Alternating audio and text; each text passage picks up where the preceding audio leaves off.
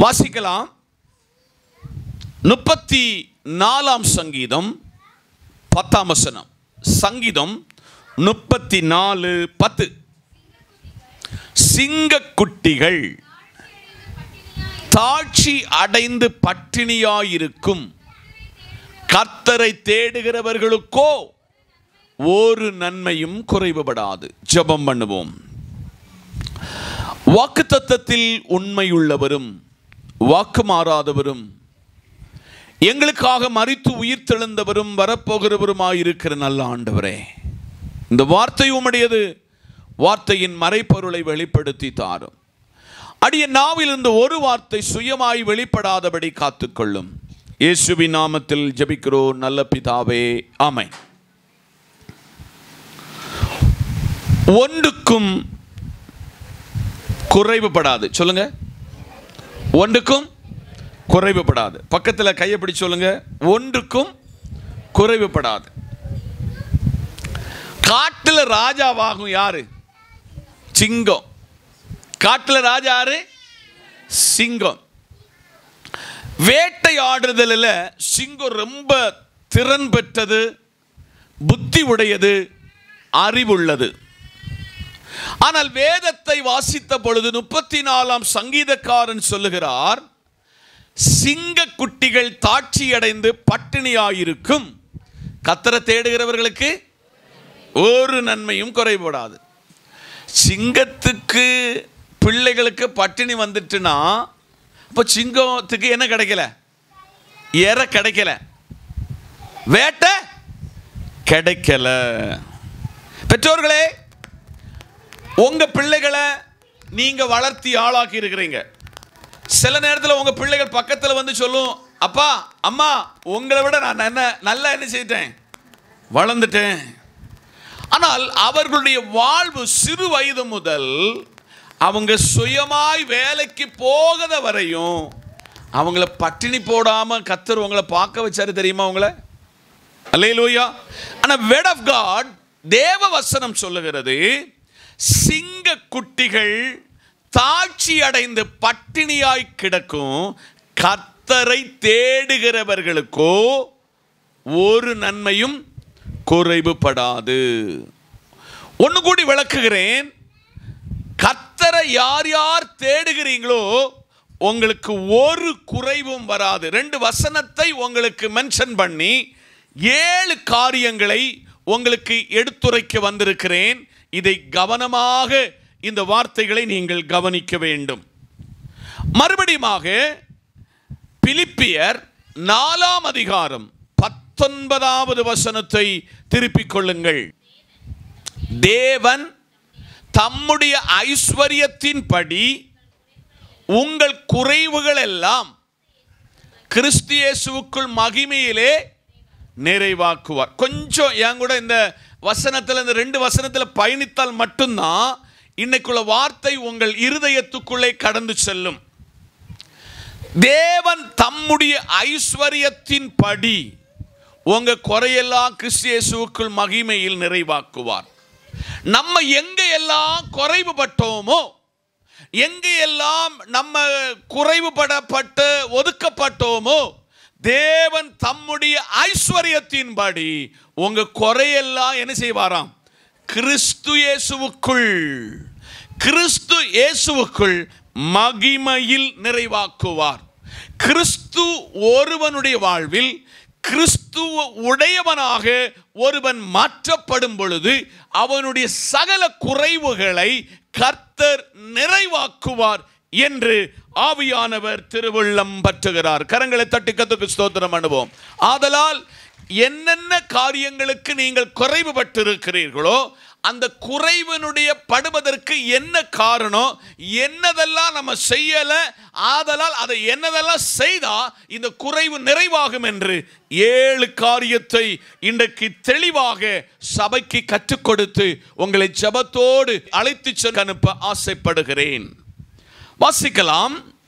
மத்தேயு 6 அதிகாரம் 33 வசனம். உங்களுக்கு தெரிந்த வசனம். மத்தேயு 6:33. முதலாவது தேவனுடைய ராஜ்யத்தையும் அவருடைய நீதியையும் தேடுங்கள், அப்பொழுது இவைகள் எல்லாம் உங்களுக்கு கூட கொடுக்கப்படும். கரங்களை தட்டி கர்த்தருக்கு ஸ்தோத்திரம். தேடுகிறவனுக்கு ஒன்றும் குறைவுபடாது. சொல்லுங்க, தேடுகிறவனுக்கு ஒன்றும் குறைவுபடாது. இன்னைக்கு நமக்கு பல தேடுதல் இருக்கிறது, ஆனால் கர்த்தரை தேடுவதற்கு நேரம் இல்லை. கர்த்தருடைய பாதத்தில் காத்திருப்பதற்கு நமக்கு நேரம் இல்லை.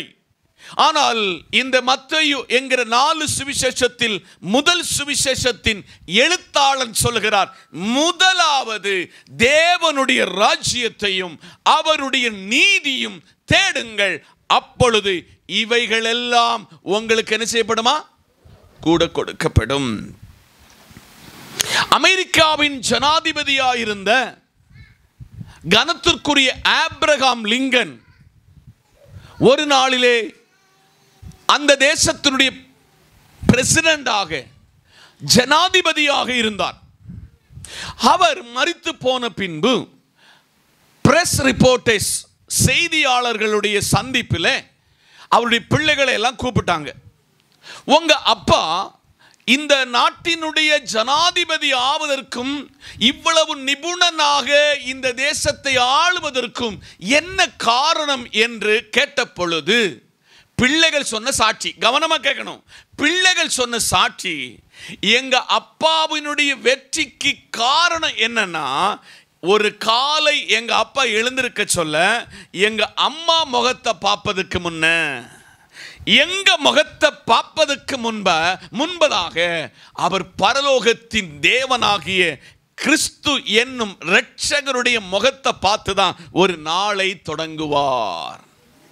எங்க அப்பாவினுடைய வெற்றிக்கு காரணமே, எங்க அப்பாவை இந்த நாட்டினுடைய உயர் பதவிக்கு கொண்டு வருவதற்கு காரணமே அவர் கர்த்தரை தேடினதுனால தான் இந்த உயர்வு.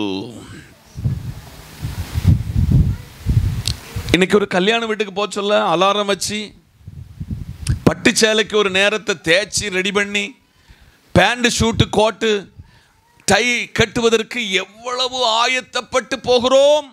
நல்லது. ஆனால் மத்தேயு 6:33 நீங்கள் மறந்துவிடக் கூடாது. உங்க வாழ்விலே, என் வாழ்விலே எங்கெல்லாம் நம்ம குறைவுபடுகிறோமா, குறைவுபடுவதற்கு காரணம் என்னவென்றால் நாம் தேவனுடைய ராஜ்யத்தை தேடவில்லை. தேவனுடைய ராஜ்யத்தை தேடினால் இவைகள் எல்லாம் உங்களுக்கு கூட கொடுக்கப்படும் என்று ஆவியானவர் திருவுள்ளம் பற்றுகிறார். காதுள்ளவன் கேட்க கடவன் என்று கர்த்தர் இந்த காலையிலே உரைக்கிறார். ஆதலால் நீங்க எங்கெல்லாம் என்னென்ன காரியத்திற்கு குறைவுபட்டிருக்கிறீங்களோ, உங்க வாழ்விலே இல்லாமல் போன ஒரு காரியம், கர்த்தரை நாம் தேடவில்லை. கர்த்தரை தேடுவீர்கள் என்றால் உங்களுக்கு இவைகள் எல்லாம் என்னன்னு சொல்லல, கண்டிஷனே போடல, இவைகள் எல்லாம் உங்களுக்கு கூட கொடுக்கப்படும். நல்லா புரிஞ்சு கொள்ளுங்க, உங்க ஒரு ஆளை மையப்படுத்தி இந்த பிரசங்கம் பண்ணல, ஹோல் சபைக்காக இது பிரசங்கிக்கப்படுகிறது. எங்க திருத்த வேண்டியமோ அங்க உங்களை திருத்திக் கொள்வதுதான் ஒரு கிறிஸ்தவனுடைய நல்ல சுபாவம், பண்பு என்பதை நீங்கள் முகவரியாய் மறந்துவிடக் கூடாது. நம்பர் 2, யோவான் எழுதின சுவிசேஷம் 14 அதிகாரம் 14 வசனம். பரிசுத்த யோவான் 14:14, என் நாமத்தினாலே நீங்கள் எதை கேட்டாலும் அதை நான் செய்வேன். இப்ப பக்கத்துல கையை ஒருவருடைய கையை பிடிச்சுக்காங்க. இயேசு அப்பாவின் நாமத்தினால நீங்க எதை கேட்டாலும் அவர் என்ன தருவாராம்.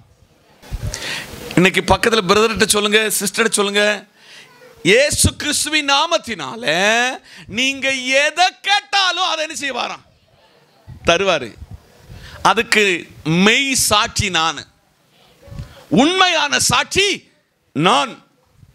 ஆதலால் சபையே, என்னுடைய இறையியல் கல்லூரி முதல் இன்றைக்கு வர நான் ஒருவரிடத்தில் எவைகள் எல்லாம் நான் கேட்டேனோ அவைகளை எல்லாம் நான் சுதந்தரிக்க, அதை அனுபவிக்க, அதை தேவ சமூகத்தில் கண் முன்னால காண கர்த்தர் கிருபை செய்திருக்கிறார். ஆதலால் இரண்டாவது உங்களுக்கு சொல்லுகிறேன், ஜெபிக்கிறவனுக்கு குறைவு வராது. ஆமென் சொல்லுங்க. என் நாமத்தின் நிமித்தம் நீங்கள் எதை கேட்டாலும் அதை நான் செய்வேன் என்று ஆவியானவர் திருவுள்ளம் பற்றுகிறார். அதுக்கு 2 ஆதாரமான வசனத்தை உங்களுக்கு நினைப்பூட்டுகிறேன். வாசியுங்கள். அதே யோவான் எழுதின சுவிசேஷம் 16ஆம் அதிகாரம் 24ஆம் வசனம். யோவான் 16:24.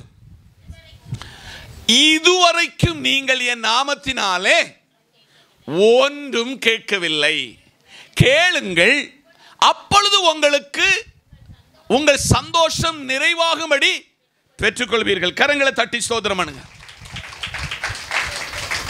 இந்த யோவான் இயேசு கிறிஸ்துவை முழு மனிதனாக வர்ணிக்கிறார். இந்த யோவான் இயேசு கிறிஸ்துவை ஒரு முழு தெய்வமாக அவர் வர்ணிக்கிறார். அந்த யோவானுக்குள்ளே எழுதி கொடுக்கிறார், இதுவரையிலும் நீங்க என் நாமத்தினால ஒன்னும் கேட்கல. ஏன்னா நம்ம எல்லாம் நிறைஞ்சிட்டோம்ல, எல்லாம் ரெடி ஆயிட்டோம்ல, நம்ம பெரிய டாப் லெவல்ல போயிட்டோம்ல. இன்னைக்கு காலையில வேதம் நம்மை படிப்பிக்கிறது, சத்தியத்தை நீங்கள் அறிவீர்கள், சத்தியம் உங்களை விடுதலையாக்கும். சத்தியம் என்ன சொல்லுகிறது என்றால், நீங்கள் என் நாமத்தினாலே இதுவரையிலும் ஒன்றும் என் நாமத்தில் கேட்கல. ஆனா அதுல ஒரு ஹைஃபன் போட்டு இயேசு சொல்லுகிறார், கேளுங்கள். என்னது? கேளுங்கள், உங்கள் சந்தோஷம் நிறைவாகும்படிக்கு பெற்றுக்கொள்வீர்கள்.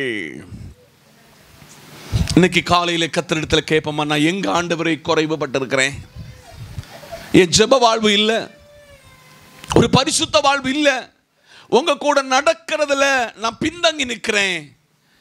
அப்பா, உங்க கூட நடக்க, உங்ககிட்ட சிலதை கேட்டு நீர் என் கூட இருக்கிறீர் என்பதை சாட்சிகரிக்க எனக்கு கிருபை தாரும். ஒன்று சொன்னேன், தேடுகிறவனுக்கு குறைவு இருக்காது. 2, ஜெபிக்கிறவனுக்கு குறைவு இருக்காது. பழைய ஏற்பாட்டில் தானியேலின் புத்தகம் 6ஆம் அதிகாரம் அதனுடைய 10ஆம் வசனத்தை திருப்பிக் கொள்ளுங்கள். தானியேல் 6:10. தானியேலோ வென்றால் அந்த பத்திரத்துக்கு கையெழுத்து வைக்கப்பட்டது என்று அறிந்த போதிலும் தன் வீட்டுக்குள்ளே போய் தன் மேலறையை எருசலேமுக்கு நேராக பலகணிகள் திறந்திருக்க அங்கே தன் முன் செய்து வந்தபடியே தினம் 3 வேளையும் தன் தேவனுக்கு முன்பாக முழங்கால் படியிட்டு ஜெபம் பண்ணி கரங்களை தட்டி. ஒரு நேரமே ஜெபம் பண்ணதுக்கு நேரம் கிடைக்கல. என்னன்னா, ஒன் டைம் ஜெபம் பண்ணதுக்கு நமக்கு இப்ப என்ன இல்லை, நேரம் இல்லை. இப்போ கூட ஒரு கேள்வி, அடிமைத்தனமாக கொண்டு போன உயர்த்தப்பட்ட ஒரு சிலர் உண்டு, அவங்க பேரை ஒன்று சொல்ல முடியுமா? அடிமையாக பிடிக்கப்பட்டு உயர்த்தப்பட்டவர்கள் யாரு? அடுத்தது தானியேல், அடுத்தது யோசேப்பு, அடுத்தது நெகேமியா. இந்த நல்ல காலையிலே தானியேலை எல்லாம் ஏன் பிடிச்சிட்டு போனாங்கன்னா, தானியேலுக்கு கொஞ்சம் புத்தி இருந்துச்சு, தானியேலுக்குள்ள ஒரு ஞானம் இருந்தது. ஆனால் இப்போ அவங்களுக்கு டெட் அகைன்ஸ்டாக நாட்டில ராஜா ஒரு கையொப்பம் வைக்கிறார். எங்கெல்லாம் தேவனுடைய பிள்ளைகளுக்கு விரோதமாக, தேவராஜ்யத்திற்கு விரோதமாய் கையெழுத்து வைக்கப்பட்டதோ அந்த நாடு அழிந்திருக்கிறது, அந்த நாட்டினுடைய அழிவு பயங்கரமாய் இருந்திருக்கிறது என்று இந்த வேத சரித்திரம். ஆனால் கையெழுத்து வைக்கப்பட்டதென்று அறிந்தும் எருசலேம் என்கிற கிழக்கு நோக்கி கிராதி வழியாக மும்முறை ஒருவன் கர்த்தர் பாதத்தில் சரணடைகிறான். இன்னைக்கு நம்ம எவ்வளவுக்கு எல்லா நேரத்தை செலவழிக்கிறோம், வேலைக்காக நண்பனுக்காக, உறவுகளுக்காக, நம்முடைய எஜமானனுக்காக எவ்வளவு எவ்வளவு எவ்வளவு ஓடுகிறோம். ஆனால் கர்த்தருடைய பாதத்தில் ஜெபிக்க தவறினதனால எடுத்ததெல்லாம் தோல்வி, எங்கும் உயர்வில்லை, எல்லாம் சமாதானத்தை இழந்து நிற்கிற உங்களுடைய வரவுக்கு அதிகம் செலவு வந்து உங்களால் எப்பக்கமும் நெருக்கப்பட்டு இருந்த இடத்துல இருந்து ஒரு ஸ்டெப் ஏற முடியாம ஒருவேளை கவலைப்பட்டு இந்த இடத்துல உட்கார்ந்து இருப்பீர்கள் என்று சொன்னால் பரிசுத்த தேவனாகிய கர்த்தர் சொல்லுகிறார், தானியேல் பத்திரத்தில் கையெழுத்து இட்டும் அறிந்து தேசத்தில் ஜெபிக்க கூடாது, அந்நிய தெய்வத்தை ஆராதிக்க கூடாது என்றறிந்து அந்த பத்திரத்திற்கு கையெழுத்திட்டும் அவன் 3 முறை ஒருவருடைய பாதத்தை நோக்கி ஜெபித்ததின் பலன் அவனை சிங்க கவியில கொண்டு போட்டும் அவன் நண்பர்களை அக்கினியில எடுத்து எரிந்தும் ஆண்டவர் அவர்களை வேகாதபடிக்கு சிங்கத்தின் வாயை கட்டி அவர்களை பாதுகாத்து அவர்களுக்கு ஒரு குறைவில்லாமல் நடத்தினது உண்மைன்னு சொன்னா அந்த மும்முறை ஜெபம் விசுவாசிக்கு தேவை என்பதை உங்க குறைய மாற்ற விரும்புகிறார். கரங்களை தட்டி கர்த்தருக்கு ஸ்தோத்திரம். மூன்றாவதாக தானியேலின் புத்தகம் 3ஆம் அதிகாரம் 16-17. சாத்ராக், மேஷக், அபேத்நேகோ என்பவர்கள் ராஜாவை நோக்கி, நேபுகாத்நேச்சாரே, இந்த காரியத்தை குறித்து உமக்கு உத்தரவு சொல்ல எங்களுக்கு அவசியம் இல்லை. 17, நாங்கள் ஆராதிக்கிற தேவன் எங்களை தப்புவிக்க வல்லவராயிருக்கிறார். அவர் எரிகிற அக்கினியில் கரங்களை தட்டி 3 உங்களுக்கு குறைவில்லாம இருக்கணும்னா தேவனுடைய வசனம் சொல்லுகிறது, தேவனை அல்லது கிறிஸ்துவை நீங்கள் ஆராதிக்க வேண்டும். என்ன செய்யணும்? எல்லாம் உண்டு ஐயா, வாழ்வில் என்னதில்லை? ஆராதனை இல்லை. பழைய ஏற்பாடு தொடங்கி புதிய ஏற்பாடு வர ஆராதனை ஒரு டிஃபரண்ட் விதங்கள் மாறினாலும் ஆராதனை ஆராதனையே. சாத்ராக், மேஷக், அபேத்நேகோ, அனனியா, அசரியா, மிஷபேல் என்று சொல்லப்படுகிற தேவ பக்தர்கள் ராஜாவினுடைய சட்டத்தை, ராஜாவினுடைய கட்டளைய மீறி ராஜா கிட்ட சொல்கிறாங்க, எங்களுக்கு அது அவசியம் இல்லை. எங்கள் தேவன் எங்களை விடுவித்தாலும் விடுவிக்காவிட்டாலும் எங்களுக்குள்ள ஒரு ஆராதனையுடைய அபிஷேகம் உள்ள கிடக்கு. நெருக்கம் வந்தால் ஆராதனை இல்லை, உபத்திரவம் வந்தால் ஆராதனை இல்லை, இழப்பு வந்தால் ஆராதனை இல்லை. இன்னைக்கு சபையை பார்த்து கர்த்தர் சொல்லுகிறாரு, நாங்கள் ஆராதிக்கிற தேவன் எங்களை விடுவித்தாலும் எங்களை விடுவிக்காவிட்டாலும் நாங்க இந்த அந்நிய தெய்வத்தை ஆராதிப்பதில்லை. உங்களுக்கு ஒரு பெரிய ரகசியத்தை இந்த காலையில் வெளிப்படுத்துகிறேன், கவனமா கேளுங்க. எடுத்தெறிந்தவன் கருகி மரித்து போனான், எடுத்து எறிந்தவர்களோ, ராஜா இன்னும் திருப்பி திருப்பி கேட்கிறாரு, 3 பேரை அல்லவோ நாம் எடுத்தெறிந்தோம், 4வது ஒருவர் அவர்கள் மத்தியிலே உலாவிக் கொண்டிருக்கிறார். இன்னைக்கு சபைக்கு கர்த்தர் சொல்றாரு, சபையே, விசுவாச குடும்பமே, ஆராதிக்கிறவனுக்கு தோல்வி வராது, ஆராதிக்கிறவனுக்கு ஒன்றும் குறைவு வராது. முழு மனதோடு கர்த்தரை ஆராதிச்சு பாருங்க. தாவீதினுடைய ஆராதனைக்கு கர்த்தருக்கும் ஒரு ஐக்கியம் உண்டானது. இந்த நாளிலே புதிய ஏற்பாட்டிலே ஆதி அப்போஸ்தலர்களுடைய ஆராதனையிலே ஒரு ஐக்கியம் உண்டாயிருந்தது. அந்த ஆராதனையின் மத்தியிலே கர்த்தர் அசைவாடினார்.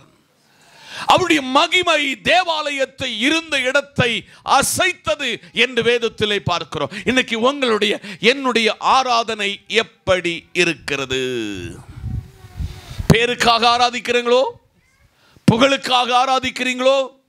மனுஷனை பிரியப்படுத்த ஆராதிக்கிறீங்களோ, இன்னைக்கு கர்த்தர் சொல்லுகிறார், என்னை எவனெல்லாம் ஒருவன் ஆராதித்தானோ அவன் பட்சமாய் நின்று அவன் கூட இருந்து அவனுடைய அக்கினியின் மத்தியிலே அவனோடு கூட இருந்து உலாவி அவன் கூட நின்று அவன் என்னை ஆராதித்ததுனால நான் அவனை தப்புவித்திருக்கிறேன். நம்முடைய ஆராதனை எங்க இருக்கிறது? ஏன் நமக்கு அடிக்கடி குறைவு வருது? இன்னைக்கு உங்க குறைவை நிறைவாக்க கர்த்தர் விரும்புகிறார். மூன்றாவது, உங்க விசுவாச வாழ்வு, உங்க ஆராதனுடைய வாழ்வு லிஃப்ட் அப் ஆக வேண்டும் என்று கர்த்தர் விரும்புகிறார். எபிரேயர் 11ஆம் அதிகாரம் 6ஆம் வசனம். எபிரேயர் 11:6. விசுவாசம் இல்லாமல் தேவனுக்கு பிரியமாய் இருப்பது, கரங்களை தட்டி எல்லாரும் கவனிக்கணும். ஒன்றுக்கு குறைபடாம இருக்கணும்னா நமக்கு விசுவாசம் வேணுமா? என்ன வேணுமா? என்ன வேணும்? பாச எல்லாம் உண்டு பாச, என்னது இல்லை. ஒரு நம்ம கடுகு அளவு கூட நம்ம கிட்ட விசுவாசம் இல்லவே இல்லை. இன்னைக்கு நாள் உங்களுக்கு ஒரு பெரிய மனமகிழ்ச்சி நாள். இந்த நல்ல காலை வேளையிலே விசுவாசம் இல்லாமல் தேவனுக்கு பிரியமாய் இருப்பது கூடாத காரியம். ஏனென்றால் தேவனிடத்தில் சேருகிறவன் அவர் உண்டென்றும் அவர் தம்மை தேடுகிறவர்களுக்கு பலன் அளிக்கிறவர் என்றும் என்ன செய்ய வேண்டுமா? உங்க விசுவாசம் எங்க இருக்கு? உங்க விசுவாச வாழ்க்கையினுடைய அளவினுடைய கோல் எங்க இருக்கிறது என்று ஆண்டவர் கேட்கிறார். விசுவாச குடும்பமே, விசுவாசிக்கிறவனுக்கு ஒண்ணு என்ன செய்யலாம்? அவர் உண்டென்றும் தம்மை தேடுகிறவர்களுக்கு என்னதான் பலன் என்ற வேர்டுக்கு நீங்க வீட்டில் போய் இங்கிலீஷ் பைபிள் எடுத்து பார்த்தீங்கன்னா ரிவார்டுன்னு அர்த்தம். என்னது? என்னது? வெகுமதி. என்னதான்? வெகுமதி. இன்னைக்கு ஆவியானவர் சபைக்கு சொல்லாரு, 4 மாசத்தை முடிச்சிட்டோம், 5ஆம் மாசத்துக்குள்ள இருக்கோம். நேற்றைக்குள்ள விசுவாசத்துக்கு இன்னைக்குள்ள விசுவாசம் கூடி இருக்கா குறைஞ்சிருக்கா? கூடுனா நீங்க உண்மையில விசுவாசி, கூடாட்ட நீங்க அவிசுவாசின்னு அர்த்தம். ஒண்ணு கூடி சொல்லுதேன், கூடுனா நீங்க விசுவாசி, கூடாட்ட அவி விசுவாசி. இன்னைக்கு ஆண்டுகிட்ட கேட்ப, ஆண்டவரே அந்த விசுவாசம் என்கிட்ட இருக்கா? என்கிட்ட என்னதெல்லாம் குறைவுபடுதோ அதுக்கு காரணம் நான் தான், வேற யாரும். ஏசப்பாவே நீங்க குத்தம் சொல்லிக்கிட்டே இருக்காங்க. இவரை தேடின ஒன்றும் தரல, இவரு கூட எல்லாம் விட்டு வந்தேன், குடும்பக்காரன உறவுகள் எல்லாம் விட்டு வந்தேன், ஒன்றும் கிடைக்கல. இல்லை, நம்மக்கிட்ட குறைய கண்டுபிடிக்கணும். நம்மக்கிட்ட இல்லாதது விசுவாச வாழ்வு. இந்த நல்ல நாளிலே ஒரு ஊழியக்காரன் கடன் பட்டு என்ன செய்துட்டாரு? செத்தே போயிட்டாரு. அந்த வீட்டுக்கு கர்த்தர் ஒருவரை அனுப்பி உங்க பக்கத்து வீட்டில் உள்ளதான குடம் எல்லாம் என்ன செய், களை பண்ணு, ஒரு பாத்திரத்தில் நீ பிடிக்க சொல்ல எண்ணெய் ஊற்றப்படும், எண்ணெய் ஊற்றப்படும்.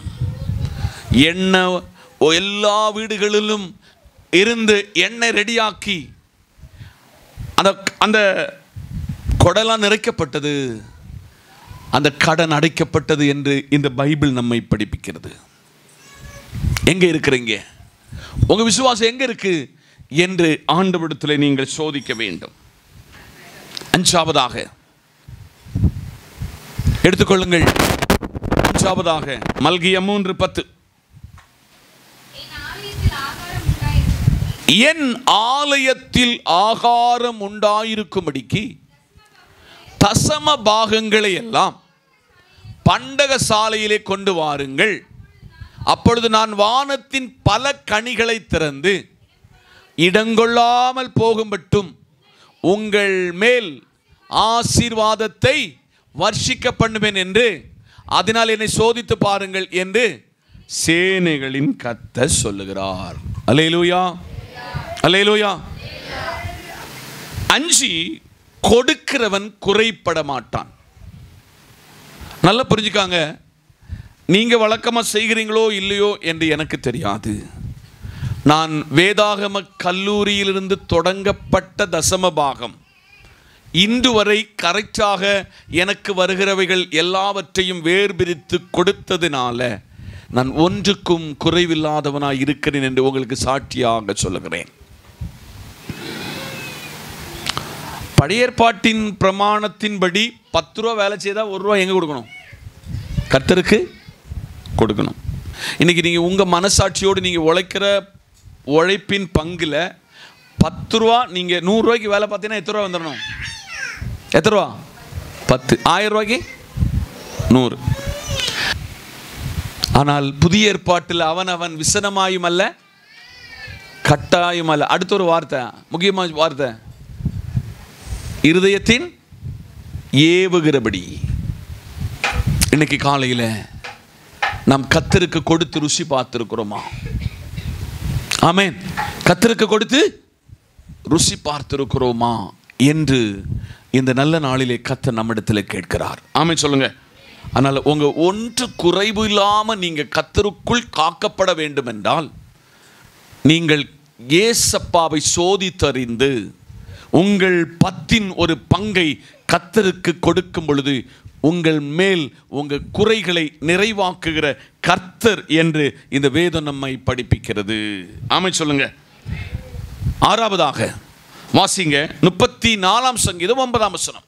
கர்த்தருடைய பரிசுத்தவான்களே அவருக்கு பயந்திருங்கள், அவருக்கு பயந்திருக்கிறவர்களுக்கு என்ன இல்லையா?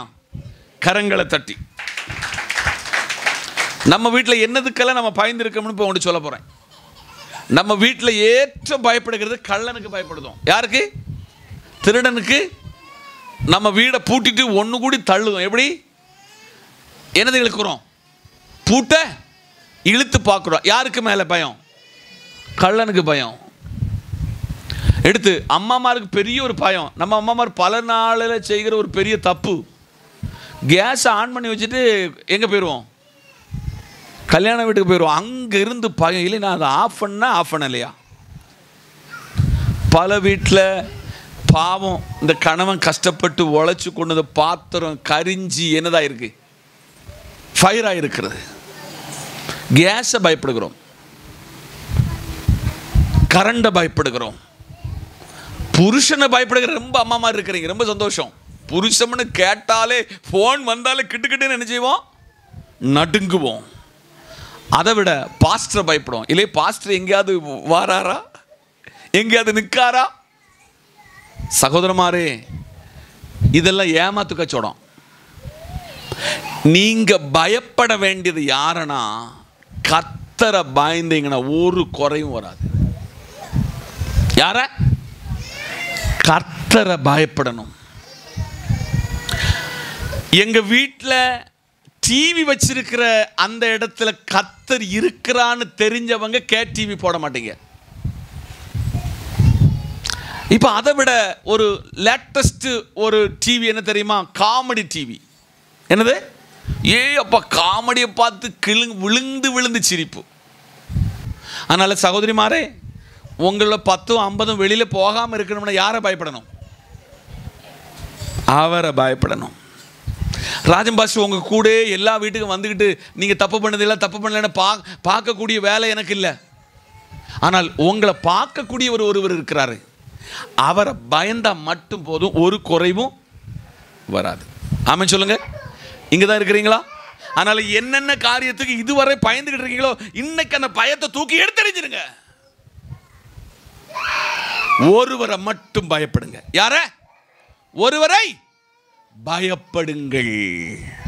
அவரை பயப்படுகிறவர்களுக்கு என்னதான்? ஒன்றும் குறைவில்லை. 34ஆம் சங்கீதம் 9ஆம் வசனம். கர்த்தருடைய பரிசுத்தவான்களே அவருக்கு பயந்திருங்க, அவருக்கு பயந்திருக்கிறவர்களுக்கு என்ன செய்யாதான்? ஒரு குறைவில்லை. கடைசி ஆமென் சொல்லுங்க. ஒரு வசனத்தை உங்களுக்கு ஞாபகப்படுத்துகிறேன். உபாகமம் 28ஆம் அதிகாரம் 1 - 4 முடிய ஒரு ஆள் நிறுத்தி சத்தம் உயர்த்தி வாசிங்க பார்ப்போம்.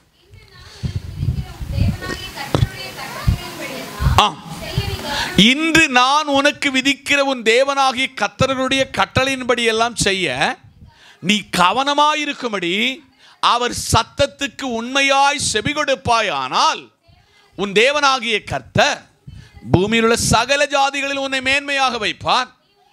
நீ உன் தேவனாகிய கர்த்தரின் சத்தத்துக்கு செவி கொடுக்கும் பொழுது இப்பொழுது சொல்லப்படும் ஆசீர்வாதங்கள் எல்லாம் உன்மேல் வந்து உனக்கு பலிக்கும். நீ பட்டணத்தில் ஆசீர்வதிக்கப்பட்டிருப்பாய், நீ வெளியிலும் ஆசீர்வதிக்கப்பட்டிருப்பாய்.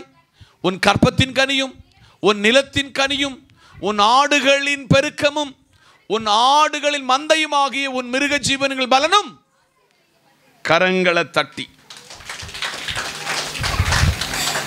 கீழ்ப்படுகிறவனுக்கு ஒன்றும் குறை வராது. சொல்லுங்க.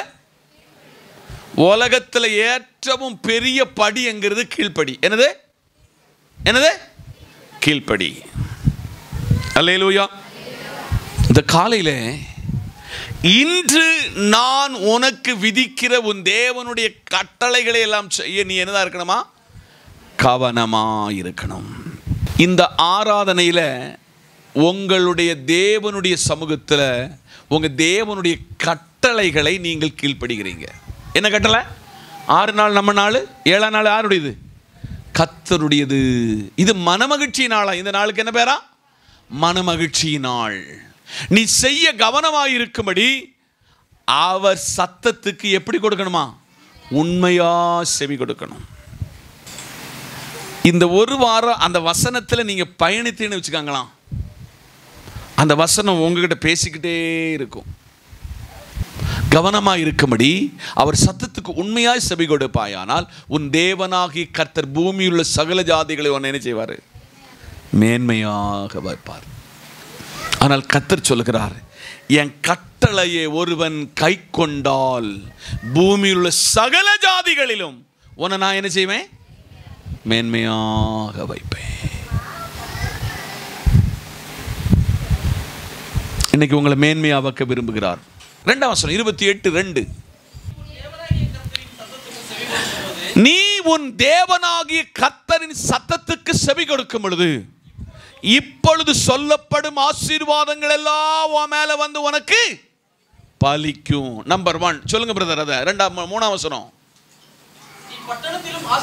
எல்லாரும் பாங்க. இது தேவனுடைய வார்த்தை. பக்கத்தில் பிடிச்சு கையை பிடிச்சு சொல்லுங்க, நீ பட்டணத்தில் ஆசீர்வதிக்கப்படுவாய். பிரதர் முகத்தை பார்த்து சொல்லுங்க, நீ பட்டணத்தில் ஆசீர்வதிக்கப்படுவாய். 2 வெளியிலும் ஆசீர்வதிக்கப்படுவாய். வெளியிலையும் பட்டணத்தில் ஆசீர்வதிக்கப்படனா ஒன்று தான், கீழ்ப்படிதல் தான். அடுத்து 3 உன் கற்பத்தின் போதும். கர்த்தர் கேட்கிறாரு, உன் பிள்ளை ஆசீர்வதிக்க விரும்புகிறேன், உன் பிள்ளை தேவ சத்தத்தை கேட்க விரும்புகிறேன், உன் பிள்ளை ராஜாக்களை அபிஷேகம் பண்ண நான் உன் கற்பக்கனியை ஆசீர்வதிச்சிருக்கிறேன். உன் பிள்ளைக்கு இப்போமே நல்லா புரிஞ்சுக்கொள்ளுங்க, உங்கள் பிள்ளைகளை மறைமுகமாக டெவில் ஸ்பிரிட்டுக்கு சாத்தான் தூண்டி விடுகிறான். உங்க பிள்ளைகளுக்கு நீங்க பேசாத வார்த்தைகள் சின்ன வயது முதல் அந்த மண்டையில் அப்படி பிடிச்சு வச்சு அது சாத்தானுடைய செயலுக்காக அடிக்ட் ஆகுகிறது என்பதை நீங்கள் மறந்து விடாதிருங்கள். உன் நிலத்தின் கனியில் ஆமென் சொல்லுங்க. இப்போ வீடு இல்லாமல் இடம் இருக்கிறவங்களை நான் உங்களை பார்த்து சொல்லுதேன். ஒருவேளை இன்னைக்கு வர வீடு தான் இருக்கு, நிலம் இல்லாதவங்களை உங்களை பார்த்து சொல்லுங்க, கர்த்தர் உங்களுக்கு நிலம் தருவார். இப்போ இருக்கிற நிலத்தை பார்த்து கர்த்தர் உங்களை பார்த்து சொல்றாரு, நீ என்ன பயிரிடுகிறாயோ அதை நான் ஆசீர்வதிப்பேன், ஆனால் நீ எனக்கு கீழ்ப்படியணும்.